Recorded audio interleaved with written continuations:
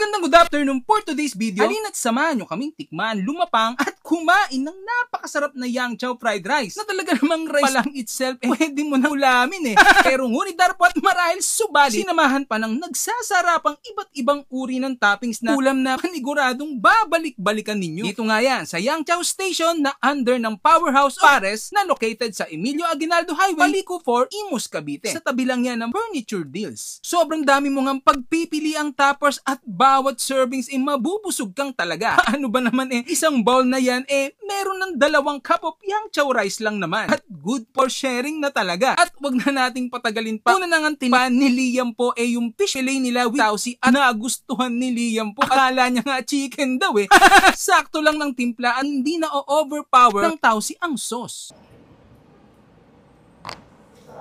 Syempre hindi mawawala ang John Macau na crispy outside, very tender, juicy inside.